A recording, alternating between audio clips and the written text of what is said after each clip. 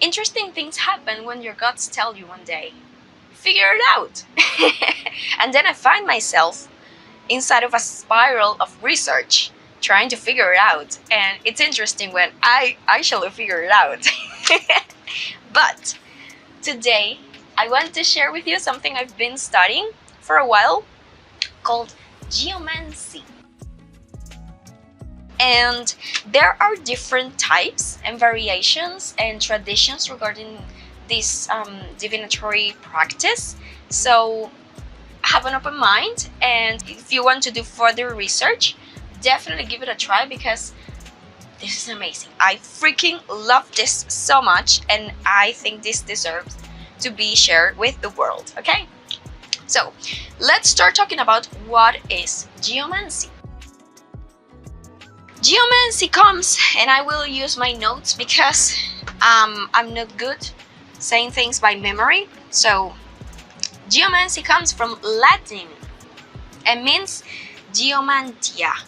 I don't know Latin, so I'm sorry if my pronunciation is not the best. It also comes from the Greek divination by earth. Historically, it's said that geomancy comes from Middle Eastern traditions and practices, and then it traveled all the way till Europe. Then it got some astrological connotations and additions, so to get what we know today as geomancy. There are also some similarities with other practices like the I Ching divination system, the Chinese geomancy. There's also the African one, the Arabic one, the Indian, the Central Asian, the Korean geomancy. There are many types of traditions that are inside of this practice.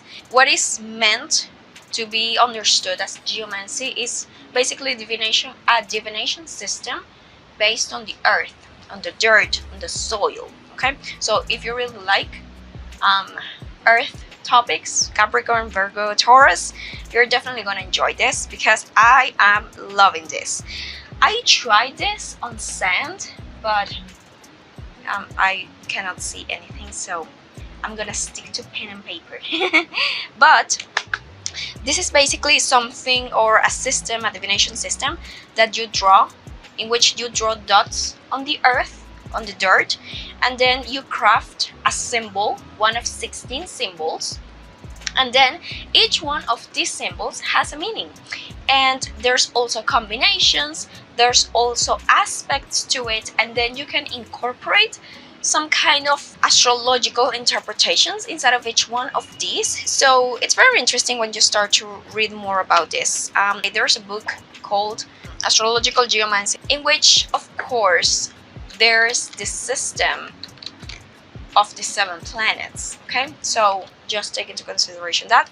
But for the rest, it's very interesting. So basically, it works as any other divination system, in which you prepare yourself.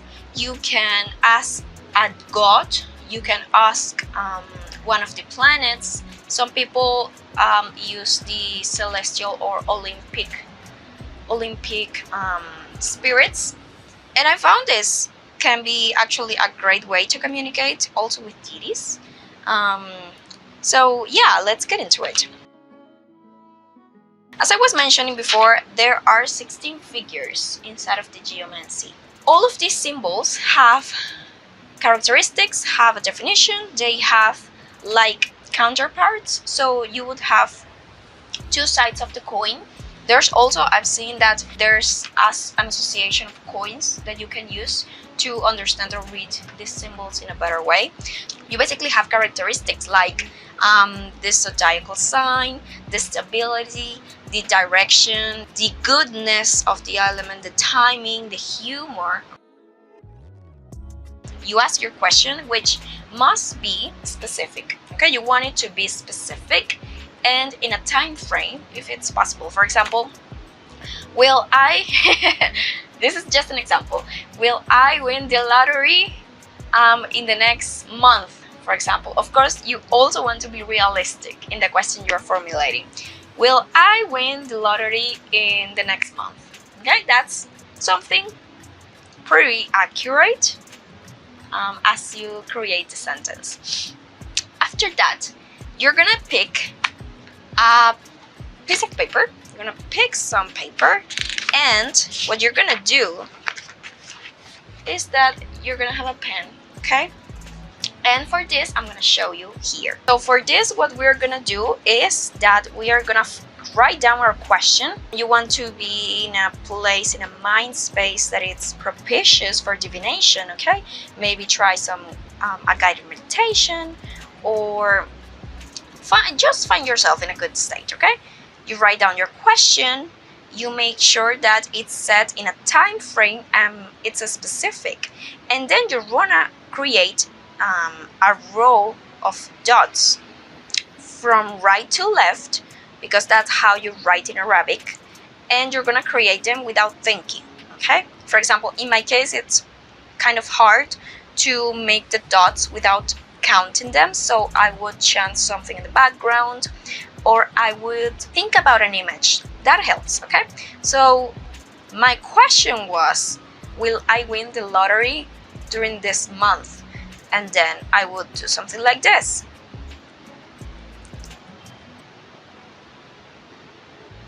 Okay? I'm not counting. Now I'm gonna count these dots. Here I have 4 rows.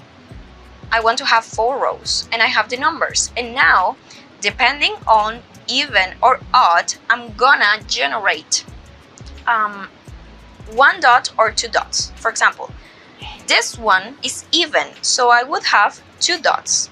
Here I have an odd, so it's 1, odd 1, and even 2 dots. So this here is my geomantic figure. Okay, this is like the most basic approach you can have to this practice, because you can make this into a whole system with astrological houses and judges and witnesses and mothers and daughters to achieve a much deeper level of details regarding the question. This is the geomantic figure. Now, let's look at the properties of this one. That figure corresponds, and I'm gonna read here from the book. This one is conjunctio. And conjunctio, in my cheat sheets, here it is. Conjunctio means conjunction, okay? Or it can also means where 2 paths or people meet. As I mentioned before, these symbols come in pairs. So depending on the one you get, and depending on if you create multiple symbols to deepen on the question, on the answer, you preferably want to know how they work together to get a much more deeper answer, okay? But basically, this is related to anything regarding mobility and growth.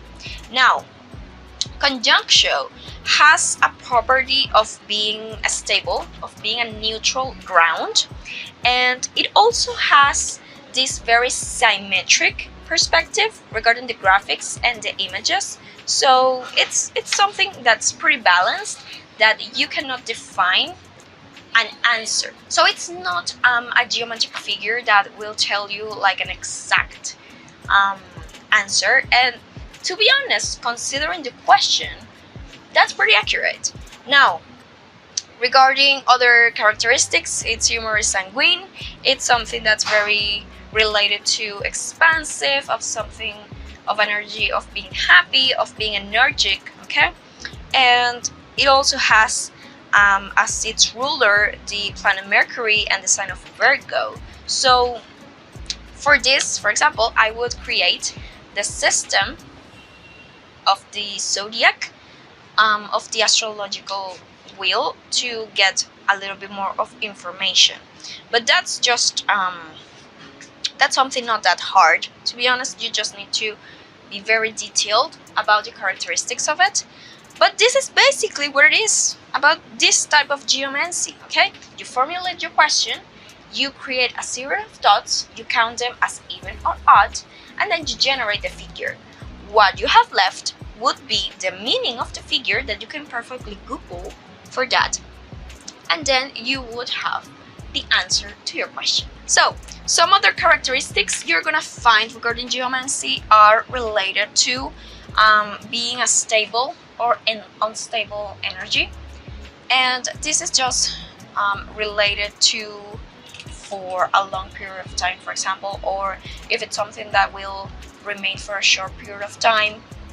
You also have the goodness, which is related to favorable or unfavorable outcomes regarding the question, and each symbol, each graphic has its own definition. For example, some are favorable with a very good outcome, others are mostly unfavorable, others are neutral, middle ground, and there are others that are completely unfavorable regarding your position. The combinations are gonna determine, or they're gonna help you to know if that relationship, if those symbols are something that in the end can benefit you or not. For example, if you have two good geomancy figures, you will get a good outcome. If you have two bads, you will get a bad outcome. If you have, for example, one that is good, one that is bad, and you mix them and you get, for example, one good, that means that you will get what you ask for, you will get your desire, but it will come with delay. Now you also have the geomantic tableau, okay, in which you're going to use a system of creation based on one question, and based off that question you will generate something that is called the mothers, the daughters, the nephews, the witnesses, and the judges. How you will create them, or how will you combine them, that will depend on the results you get. For example, let's look at my notebook. I have the mothers, the daughters, and the nieces. For example, you would have your question and you would generate 4 figures with those drawings of the dots, okay? You would generate the first one, and it would be the first mother, the second mother, the third mother, and the fourth mother. Then these figures have something that it's called the head, the neck, the body, and the legs or feet. This would be first, second, third, and fourth level.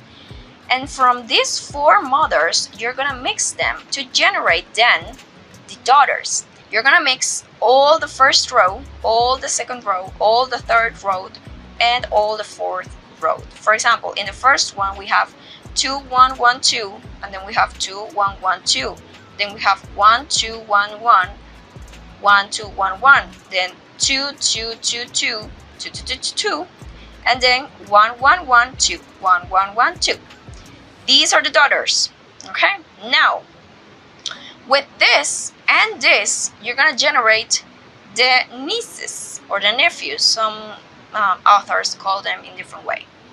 And then you would have here the 4 mothers and the 4 daughters, and then you would mix the 2 mothers, 2 mothers, 2 daughters, 2 daughters, and you would get here the nieces.